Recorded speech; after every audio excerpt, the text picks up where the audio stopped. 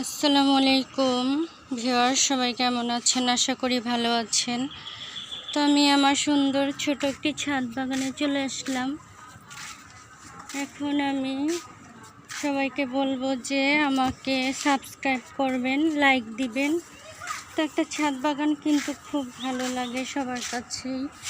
সবাই কিন্তু খুব যত্ন সহকারে ছাদ বাগানটা করে থাকে। তো আমি ছোটো করে সুন্দর করে গুছানোর চেষ্টা করেছি।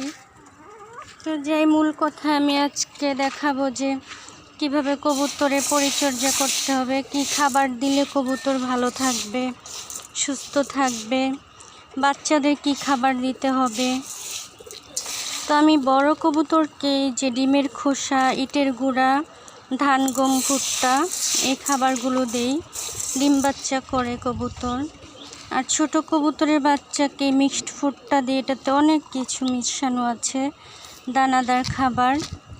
আর মুরগিকে ভাত আর কবুতরের খাবার, চাল এসব দিলে মুরগি ডিম পাড়ে, ভালো থাকে। বেশি ভালো হচ্ছে মুরগির জন্য ঘাস দেয়া।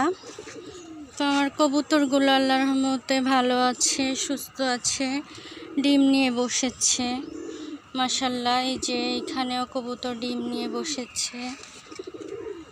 এখানে ওরা ডিম দিয়েছে, এখন আবার রেস্টে আছে, কিছুদিন পরে দিবে। এখানে একটা কবুতর আছে।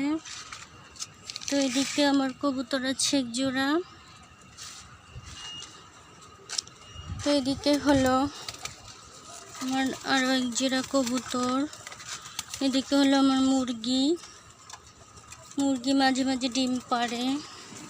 এদিকে হলো আমার আরেকটা কবুতর। তো এই যে এদিকে হলো আমার আরও কবুতর এক জোড়া। কবুতরগুলো এখানে এক জোড়া কবুতর মাশাআল্লাহ। এই যে এখানে এক জোড়া কবুতর। তো এই কবুতরগুলোকে আমি এভাবে প্রতিদিন সকাল বিকাল খাবার দিই। এখানে আছে সাদা কবুতর এক জোড়া মাশাআল্লাহ। এদিকেও কবুতর আছে, তো এদিকেও কবুতর আছে, এদিকেও কবুতর আছে মাশাআল্লাহ। এই কবুতর, একটা কবুতরের বাচ্চা ফুটেছে মাশাআল্লাহ, দুইটা। এখন কবুতরের এই যে ছোট বাচ্চা, ছোট খাঁচা থেকে পড়ে গেছে, তো আমি তুলে দিলাম। তো এদিকে হচ্ছে কবুতর, এদিকে ডিম নিয়ে বসেছে, ওদেরকেও খাবার দিতে হবে। তো এই হলো আমার ছাদ বাগান।